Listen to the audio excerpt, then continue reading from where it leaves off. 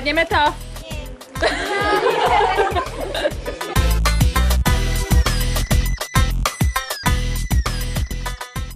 Práve sa nachádzame v škole v prírode v Kisaku. Sme pred prvým dňom nášho programu a nastúpené sú všetky deti, ktoré sem do tábora v Kisaku prišli. Poprosím všetky deti, aby zakývali na kameru. Čau, bratu!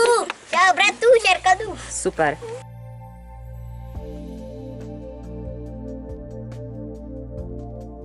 Za chvíľu sa vyberieme na túru, kde budeme hľadať rôzne živočíchy, veci na vytvorenie, potom do tvorivých dielní a podobne. V prírode a v lese, čo sme my vlastne? Návšteva. Lesníctvu v prírode sa venujem odkedy som sa naučil chodiť do lesa, možno od 5-4 rokov. Taká zemná, nevpevnená, sa volá zvážnica. Páčil sa ti tento výlet? Áno. Čo sa ti na ňom páčilo? Tak všetko. Páči sa ti v tábore? Hej. Áno. Pracuje sa vám tu dobre medzi nami? Výborne, myslím si, že máme skvelé deti. Našiel si tu v tábore nejakých kamošov? Páči sa ti tu? Tá hej, páči sa mi tu a načo som si kamarátov. Po neveľmi dlhej túre sme sa vybrali domov. Toto je náš areál. Škola v prírode Kisak. Chceme podchytiť vtáčiky a dať im na nohu, označiť ich ornitologickým krúžkom. Ako vlastne vtáčiky chytáme? Vtáčiky môžeme chytať nad vodou, v lese, na lúke a na to, aby sme ich mohli chytiť, sa používajú takéto nárazové siete. Tieto siete sú veľmi jemné, táto má dĺžku 7 metrov a je natiahnutá na týchto paliciach tu na v krovi.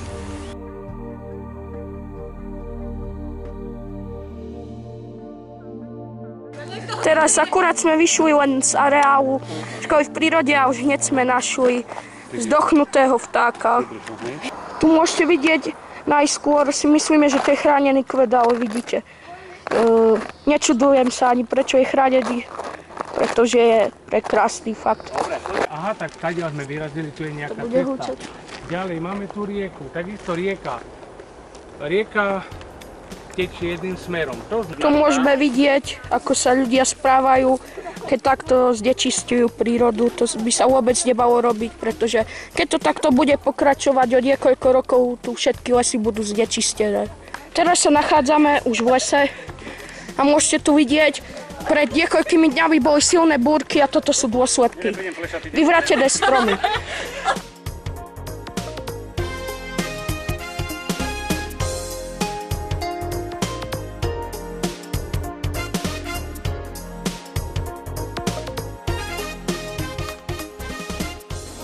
Tak, ako vidíme, aj v hlbokom lese sa dajú nájsť všelijaké druhy odpadkov. A po pár sekundách máme možnosť vidieť ďalšie odpadky. A tu čakáme na nás zvyšný tím, ktorý obdivoval krásnu mnohonožku. My sme našli takúto malú rastlinku s našim názvom je to kyslička a dá sa jesť a má strašne veľa vitamínu C. A vy? Ja som našiel vtáčie perko, ktoré asi vypadlo nejakému vtákovi, keď mal mladé. Tu máme možnosť vidieť hovnívala v prírode vo svojom živle. Voľne v prírode. Takto väčšinou chrobáky neuvidíme, pretože buď sú vystavené v zoologických záhradách, alebo sú v botanických záhradách, ale väčšinou sú už tam mŕtve.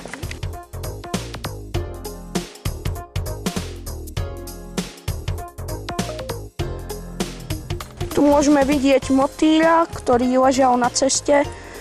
Ešte je živý a samozrejme, že ho vypustíme. Tu máme dospelého skokana hnedého, ktorý má dlhé nohy, dobre skáče a keď sa pozrieme na jeho kožu, má vlhkú a studenú. Je to obojživelník, je to bežný druh žabky, ktorý tu nažije, no a pustíme ho naspäť do prírody. Hop, to je dobrý skokan.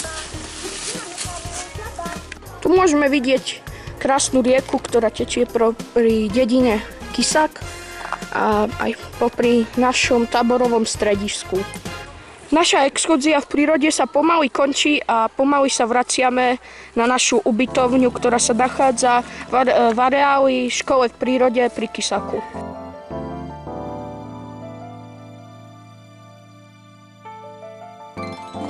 Nejaké jazero?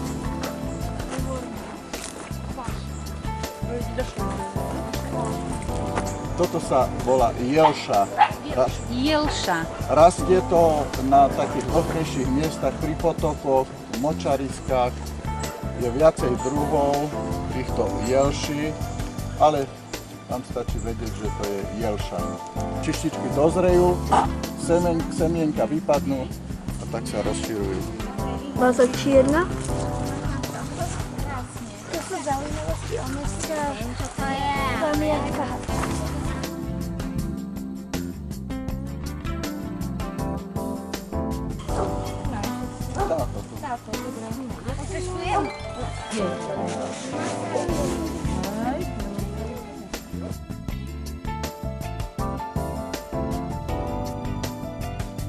Had, ak uštípne niekoho, tak to len v sebaobrane. Že idete okolo neho, on obyčajne, keď počuje kroky, tak zmizne, sa vzdiali. Ale ak náhodou, že nestihne sa vzdialiť a vstúpite mu na chvost alebo vstúpite na ňo, ublížite mu, tak vtedy on uhryzne. Nie je to také až nebezpečné, v minulosti sa hovorilo, že to je veľmi nebezpečné. Je to nebezpečné možno pre nejakých alergikov alebo pre deti, no nebezpečnejšie ako pre dospelých, pretože dospelí už predsa majú vyvinuté nejaké látky, ktoré... Sebaobranu. Áno, na sebaobranu. Barvičky máme, písky máme lepidlo. Rastlinky, stromy majú korene a berú si zo zeme vodu a z vodou živiny a z toho proste rastú potom. Živočichy a takisto aj my. Bez rastlín nemôžeme byť. Aká rastlina sa vám páčila, ktorú sme videli počas tohto výletu?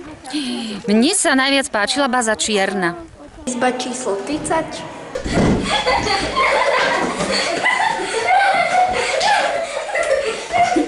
Čo si o tom myslíš, Anička? Rúža. Áno. Sú trošku živnuté, no. Majú veľmi bujnú fantáziu. Trieskajú tu s vecami.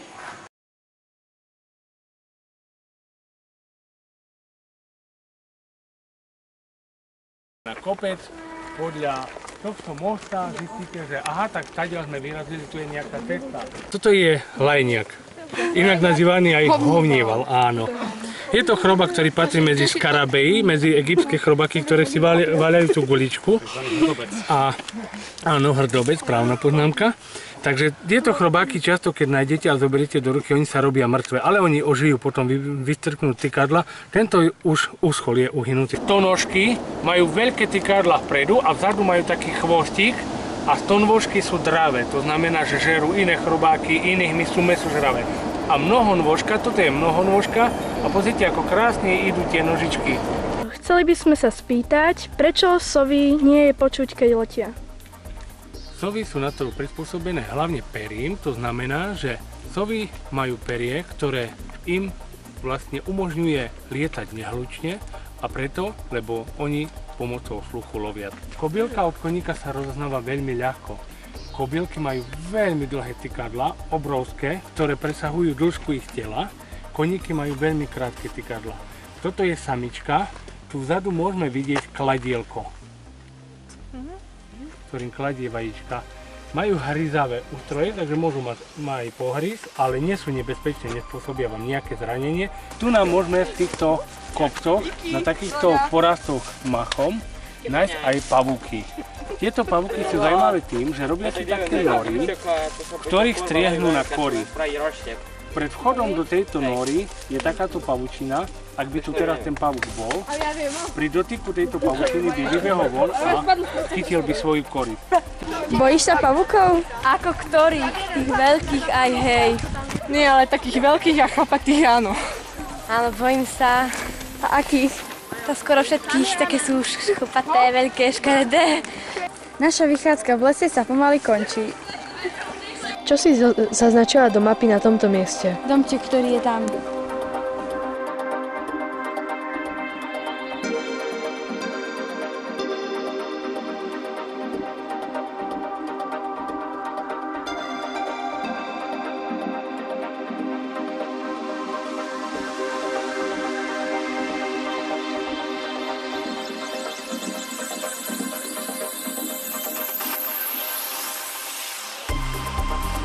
Druh, kvôli nemu sa vyhlasuje aj chránené územia.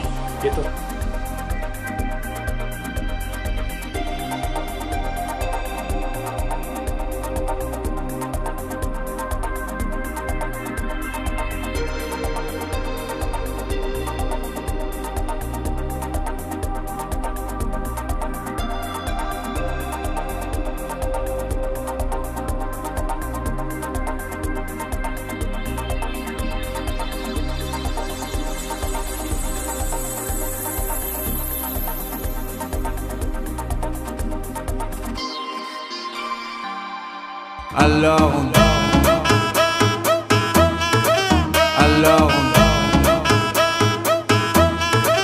Alors qui dit études dit travail, qui dit taf te dit les thunes, qui dit argent dit les...